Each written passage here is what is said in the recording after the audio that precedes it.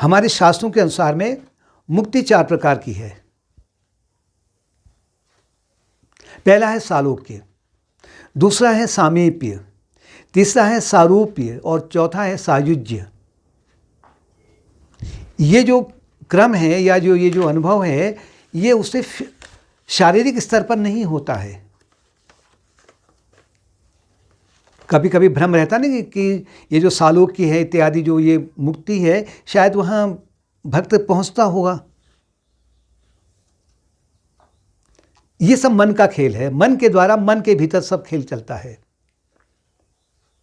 सालोक्य मुक्ति उसे कहते हैं कि जब भक्त के अनंत जन्मों के शुभ पुण्य उदय होते हैं, तो फिर वो इस जन्म में विचार करता है कि मेरे जीवन का लक्ष्य क्या है। उसके मन में एक शुभेच्छा उत्पन्न हो जाती है कि मैं अन्य लोगों के समान में जो भेड़ चाल में दौड़ रहे हैं रात दिन भौतिकता की दौड़ में, मैं उस पर क्यों दौड़ूं। मेरे जो जीवन का लक्ष्य है मैं उसे प्राप्त करूं। फिर वो इसके माध्यम से विचारणा को पकड़ता है। विचारणा का तात्पर्य है कि वो आत्मविचार में लगता है, यानी भक्ति मार्ग है इत्यादि है जो भी साधना है, उनके माध्यम से उसके मन की शुद्धि होने लग जाती है। और जिस क्रम से शुद्धि होने लग जाएगी तो फिर भक्त ये नहीं देखता है कि ये जो संसार है पंचभूतों से निर्मित है, जड़ संसार नहीं देखता है इसको। वो ये देखता है कि इस संसार में कोई भी कार्य हो रहा है या कुछ भी यहाँ क्रिया हो रही है, उसके पीछे एक महत्वपूर्ण संदेश है। जो कुछ भी यहाँ घटित हो रहा है उसके पीछे एक दिव्य शक्ति विराजमान है।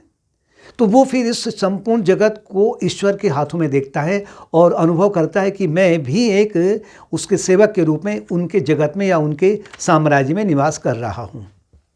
यानी कि वो ईश्वर के राज्य में निवास कर रहा है। जैसे कोई व्यक्ति राजा के राज्य में रहता है तो उसकी बहुत सारी जो आवश्यकताएं हैं वो उसके प्रति थोड़ा सा निश्चिंत हो जाता है कि राजा हमारी सुरक्षा है इत्यादि सब कुछ करेगा। दूसरा है सामीप्य। धीरे धीरे जब उसके मन में शुभेच्छा उत्पन्न होती है तो फिर वो अब चित्त शुद्धि में लग जाता है, आत्मसमर्पण की ओर बढ़ने लग जाता है। तो जिस क्रम के अनुसार में उसका अहंकार विलीन होने लगता है, तो उसी क्रम के अनुसार में उसे अब ये भान होने लग जाता है कि जैसे कि उसे ईश्वर के राज्य से नहीं बल्कि राज्य से और भी अंदर बुला लिया गया है, जहाँ उसका महल है, राजमहल है। सामीप्य यानी कि राजा के आसपास ही रहता है वो, कभी कभी दर्शन भी कर लेता है, कभी राजा उसको आज्ञा भी दे देते हैं। तो इससे उसका जो मन है और निश्चिंत होने लग जाता है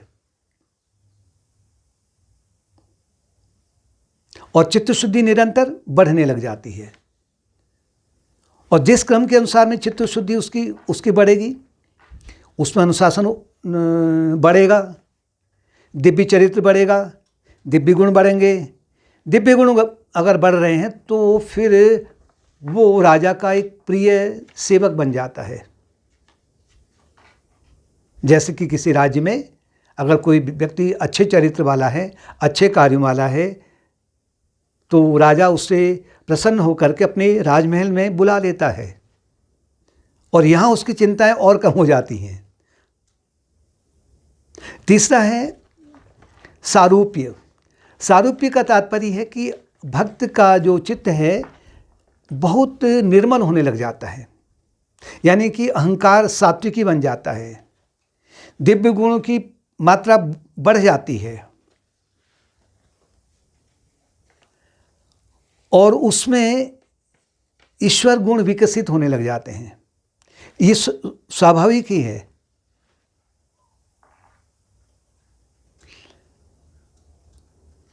जैसे कि वो ईश्वर का एक रूप बन चुका है, परमात्मा का एक रूप सारूप्य है ना, कि परमात्मा के समान बन गया है। अब शरीर से तो ऐसा नहीं होगा, शरीर तो सबका अलग अलग है। शरीर वृद्धि भी होगा, शरीर की मृत्यु भी होगी, या शरीर में जो और प्रभाव हैं वो उसमें पड़ेंगे। लेकिन भीतर से उसके चित्त से ये प्रतीत होता है कि वो ईश्वर में विलीन होने जा रहा है। और सारूप्य में कभी कभी वो ईश्वर का काम भी करने लग जाता है। जिसे कहते हैं ना कि गुरु जो हैं वो ब्रह्म स्वरूप हैं, परमात्मा स्वरूप हैं। तो ऐसे भक्त जब सारूप्य मुक्ति में पहुंचता है तो उससे उसके जो बहुत काम हैं ईश्वर उसे अपना रिप्रेजेंटेटिव बना देता है कि भाई इस काम के लिए मैंने तुमको सौंप दिया है, तुम ये काम को करो। अपना मुख्य सेनापति बना दिया है।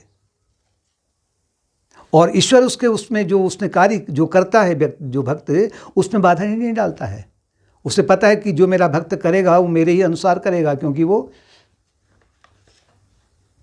मेरे पास में है, सारूप्य है, मेरे ही समान है। जैसे कि कोई व्यक्ति राजा के, अभी तो महल में था, सामीप्य में था, अब वो सारूप्य में अगर आता है तो जैसे कि वो राजा के इर्द गिर्द ही घूम रहा है। और कभी कभी वो राजा के कार्य भी कर रहा है, ऑर्डर भी दे रहा है, प्रबंध है उसको भी कर रहा है। जैसे कि राजा उसकी ओर से अब निश्चिंत हो चुका है, यानी बिल्कुल पास में ही रहने लग गया है। और जो चौथी मुक्ति है उसका नाम है सायुज्य। सायुज्य का तात्पर्य है कि जहां अहंकार पूर्ण रूप से विलीन हो जाता है,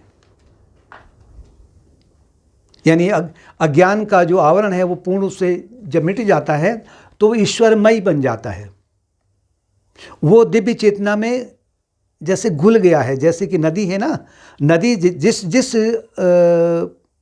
क्रम के अनुसार में सागर की ओर बढ़ेगी तो अंत में वो सागर में मिल जाएगी, यानी कि वो सायुज्य हो गया, सायुज्य मुक्ति हो गई। सायुज्य मुक्ति होने के बाद में वहाँ पर न भक्त और भगवान में कोई अंतर नहीं रह जाता है, दोनों एक ही हैं। और ये जो क्रम है, ये जो प्रक्रिया है, ये उसके मन के भीतर ही होती है। ये जो पहले भी हमने बोला था। अब वो भक्त जन्म और मृत्यु के बंधन से छूट चुका है।